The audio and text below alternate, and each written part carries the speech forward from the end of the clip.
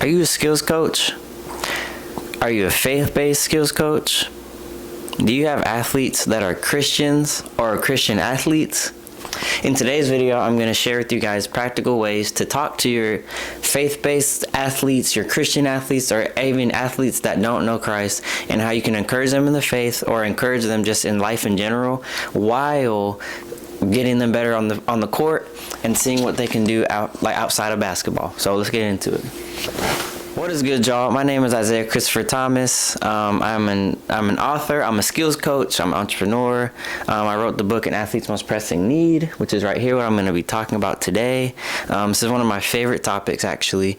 And I'm going to teach you guys how to talk to your athletes and how to talk to them and encourage them in the faith and just encourage them in life. So in my book, chapter 2, let me go there, chapter 2. What every basketball skills trainer, coach, and parent should know. I'm going to read a little bit from the book, and I'm going to share with you points and everything that's important to what we should be doing as skills coaches to help our athletes. So, page 31 of An Athlete's Most Pressing Need. If we want to actually help our athletes on and off the court, we need to submit ourselves to the one who loves us. He knew our athletes before they were even in their mother's womb. Our athletes need the tangible, manifested presence of God in the natural so they can be free to do what they love. We need to manage all the fruits of the Spirit, which are love, joy, peace, patience, kindness, goodness, faithfulness, gentleness, and self-control. And we need to take care of our own bodies so they have an example. The Bible says that our bodies are the temple of the Lord. So if we're taking care of our health, they'll see the kingdom come. Does that make sense? We also need to have true compassion and empathy for our athletes when they have a bad game, practice, or tournament. Getting on them harder will not boost their self-esteem. It will destroy it. That will make them workaholics and start wanting to prove people wrong, and that's a recipe for disaster, and it's a bad motivator for life. The only way we can breathe life into these kids is simply by asking God to use us the way He sees fit. Chapter 2, page 31, man.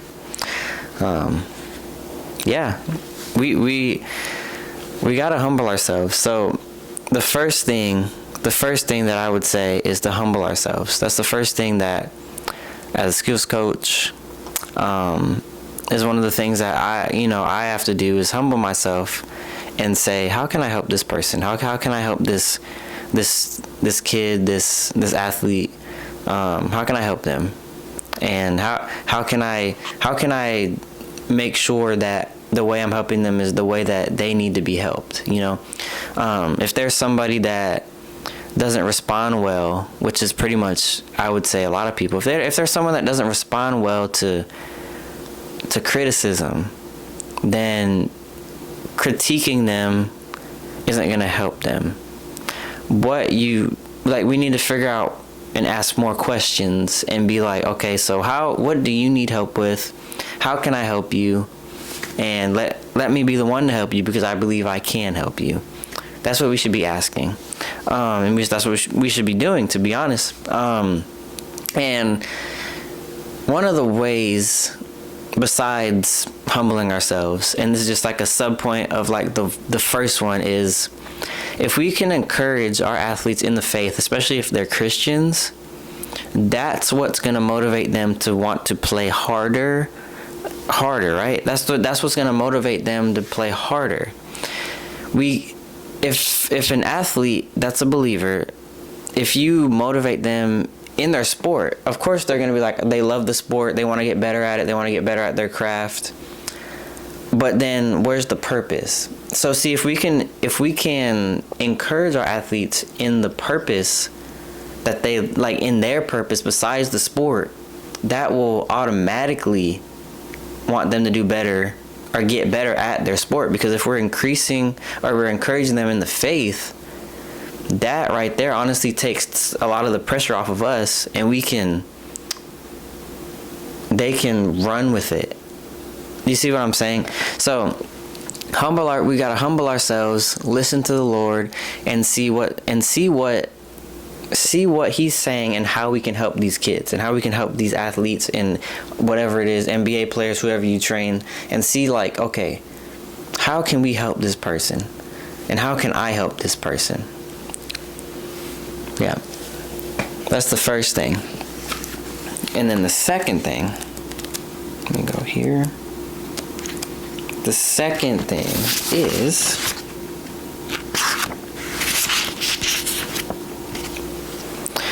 besides humbling ourselves and encouraging them in the faith to help them become better basketball players and people in life, I would ask them this question. Actually, you know what? I wouldn't ask them this question, because in order to get better answers, we gotta ask better questions. So, did you grow up in the faith? See, one of the reasons why I love this book, An Athlete's Most Pressing Need, is because it literally gives you advice. It has my stories in there about me becoming an athlete and how I really couldn't fit into the crowd of, like the AAU crowd or the and high school crowd, any crowd, because I was different. And I don't know if you can relate, but if you're different, you need to be trained different, you need to be talked to different. A lot of people are yelling and screaming and cussing and like just grind. And I'm just like, I mean, I can do that, but I don't really need to grind. I got the passion. I don't need to be told to work hard. Like, I already like the sport. You telling me to work hard is going to make me not want to work hard, because I already like the sport. I have a love for it. Therefore, I'm going to do it. You don't have to tell me. See, and that's why, like, there's a overgeneralized teaching when it comes to basketball and sports in general. And instead of getting down and getting and getting one-on-one, asking the player, what do you actually need, and us actually caring, it was an overgeneralization, and it made me feel unseen, unheard, and I didn't even get better. Like, I got better at basketball, but I became a workaholic because of just the message that was being spread. And so, like, one of the things that I took away and that I overcome after I stopped playing basketball and I became a skills coach is that we can't let our past dictate our future. I can't let my past dictate my future. I can't let what other people said affect the way that I live my life now. And one of the reasons why I believe coaches that yell at their kids and just like don't really teach them in the way that they need to be taught is because they're not dealing with their past. They're not dealing with the things that they were taught from their coaches.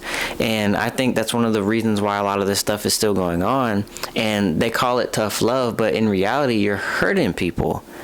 And it's something that needs to be talked about. It's something that needs to be, it's a need in the basketball community. The need for the fruits of the Spirit need to be in the basketball community.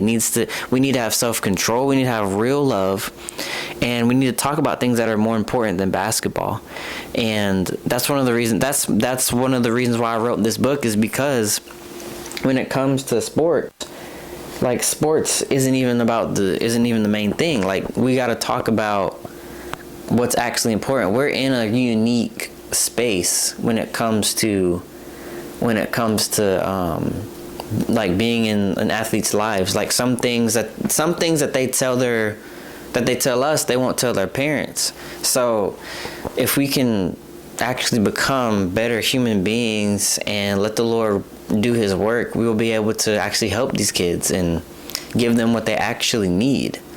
So yeah, that was just a little tangent, but yeah, I've been training for 4 years, and one of the things that I've seen in my journey about training is that, like, the kids love the sport, but they want to connect with us. They want to connect with you. Like, they want to know about life. They want to know about, like, where'd you get those Jordans at? Where'd you get your haircut at?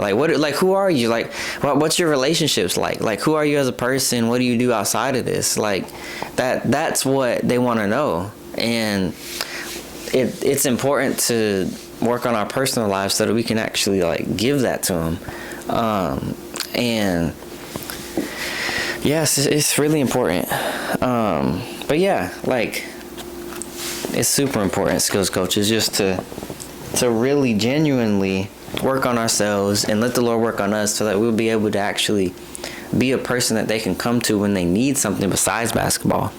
But yes, and I don't know if you need something as a skills coach, if this resonates with you and you feel like maybe I don't know, this is interesting.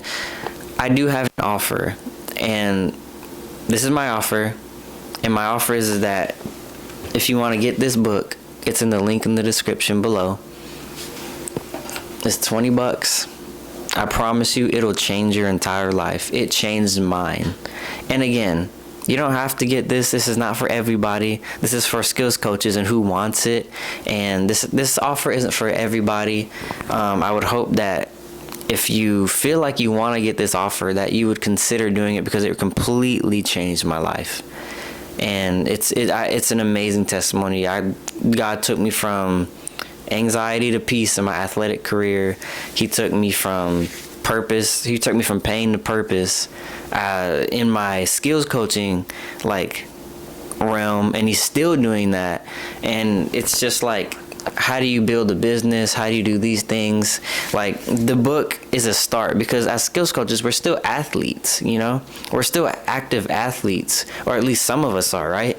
So why not read a book that's about athletics to continue to just sharpen our minds and get better at things? You know what I'm saying?